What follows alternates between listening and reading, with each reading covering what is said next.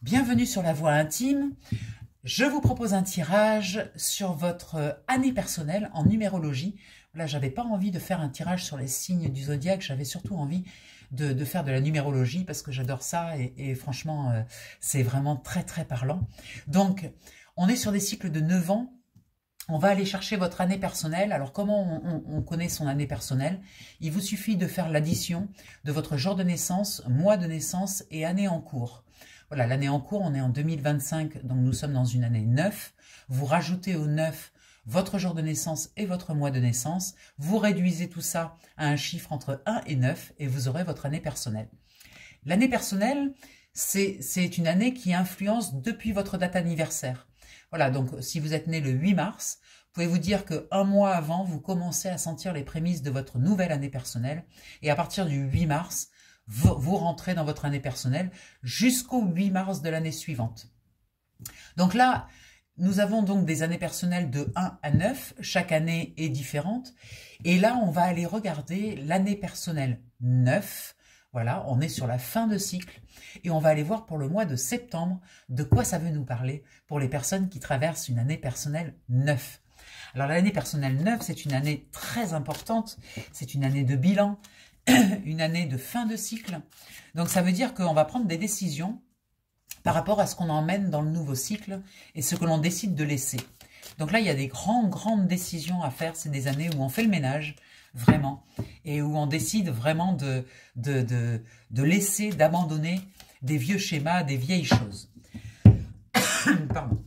Donc on va faire une coupe pour voir un petit peu le jeu, où est-ce qu'il nous amène. Ah ben on retrouve la fondation solide qu'on avait trouvée dans le tirage antérieur.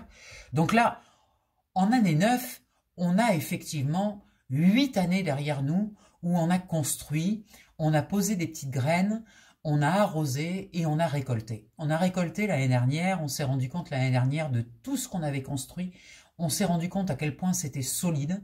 Et là, en année 9, et ben là, vous êtes vraiment à l'apothéose de la solidité de votre cycle. Donc, vous vous rendez compte de tout ce que vous avez construit pendant 9 ans. Et vous vous rendez compte vraiment de vos victoires. Hein. Là, vous êtes en train de faire le point sur ce mois de septembre, de vos victoires, de vos succès. Voilà, vous avez passé un été à chiller peut-être, à être au soleil, à profiter des belles énergies de l'été. Et puis là, en septembre, eh bien, de nouveau, on repart dans une rentrée, comme on l'appelle. C'est-à-dire qu'on repart dans l'action. Et là, on a envie de regarder tout ce qu'on a réussi à faire. Et c'est très positif. Donc, on va voir qu'est-ce que ça veut nous dire pour ce mois de septembre. On va mettre une carte au centre pour le centre du tirage. On va mettre une carte en haut pour ce qui est en haut. Une carte en bas pour la matière. Une carte à gauche pour ce qui nous bloque. Et une carte à droite pour ce qui nous aide. Ok.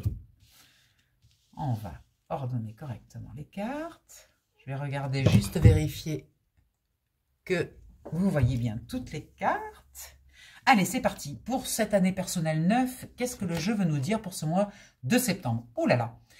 Le jeu veut nous montrer à quel point on est enfermé. Il y a quelque chose de très enfermant. Il y a quelque chose qui demande à être, ce mur-là qui nous enferme, qui demande à être cassé. On va voir comment on le casse et pourquoi il faut le casser. Apparemment, il y a quelque chose de très limitant, des croyances limitantes là, qui nous bloquent sur ce mois de septembre. Alors, c'est rigolo parce que là, on est complètement bloqué et là, on nous montre que dans la partie haute, dans notre partie de conscience spirituelle, on peut réaliser tout ce qu'on veut. Donc, on vous montre qu'en fait, ça, c'est un mirage. Cet enfermement, ce sentiment d'être enfermé, d'avoir des obligations, d'être obligé de faire quelque chose, que c'est un mirage. Peut-être que cette rentrée-là, vous vous retrouvez dans un travail, peut-être que vous avez pris des vacances, peut-être que vous devez reprendre le travail, peut-être que les enfants, de nouveau, il y a la pression.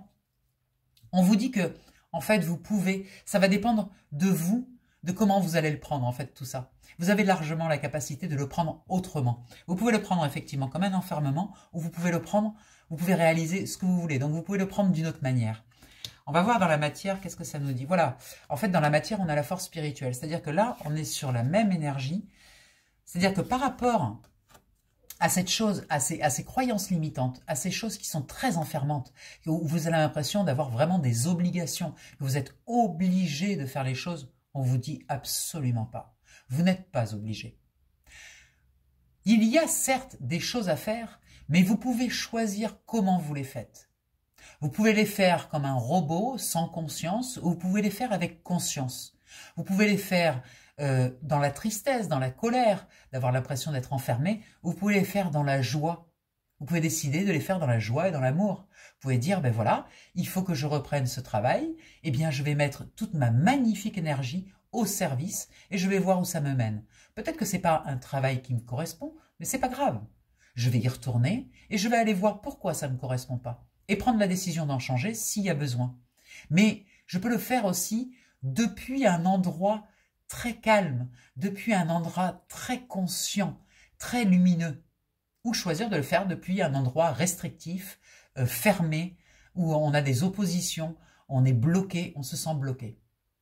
Là, il y a vraiment une décision à prendre. En année 9, en plus, dites-vous que c'est très très important de voir, de faire le point de ce qui nous limite et de voir à quel point on est capable de casser ces murs et de décider de ne pas emmener dans notre nouveau cycle toutes ces limitations, toutes ces croyances limitantes. C'est vraiment là, l'axe central nous dit que cette année 9, il faut vraiment l'utiliser pour ça. Laissez tomber les vieux manteaux, laissez tomber les vieilles restrictions, laissez tomber les croyances limitantes. On peut tout faire, tout est possible. Les seules limites que l'on a, c'est nous-mêmes. On en parle suffisamment sur les tirages. Dans le négatif, on a l'espoir. Alors, l'espoir dans le négatif, ça veut dire qu'il y a comme une perte d'espoir. On a l'impression, et je répète, c'est une croyance, on a l'impression qu'il n'y a plus d'espoir, qu'on ne va pas y arriver, qu'on n'est pas capable, que, en fait, l'espoir, ça ne veut rien dire, que espérer, en fait, c'est se mentir à soi-même. Et en fait, non. Espérer, c'est le début de la manifestation. L'espoir, c'est le début de la manifestation. On a une idée, et puis on a l'espoir qu'on va y arriver, et on y arrive. C'est le commencement de la manifestation. Donc là, on vous dit, vous croyez, votre croyance, elle est inversée. Vous croyez que l'espoir ne sert à rien, alors que l'espoir est le début de la manifestation. Vous voyez, on manifeste cette magnifique lumière avec ce support d'espoir. Donc, croyez aux possibilités de changement. Vous avez l'impression que tout est bloqué, que vous êtes bloqué. Non, pas du tout, c'est une croyance limitante. Et croyez à vos capacités de changer ça, d'enlever ce mur et de mettre de la lumière. Croyez-y, vraiment, parce que c'est vos croyances qui vous empêchent de voir à quel point c'est faisable, à quel point vos souhaits peuvent être réalisés. C'est vos croyances limitantes. Donc, décidez, prenez une décision, décidez de changer vos croyances. Ça, c'est par des petits exercices tous les jours, en enlevant votre concentration sur ce qui ne fonctionne pas. Concentrez-vous sur ce qui fonctionne. Votre voiture démarre le matin. Waouh, ma voiture fonctionne. Merci, merci, merci. Concentrez-vous sur les petites bénédictions de tous les jours.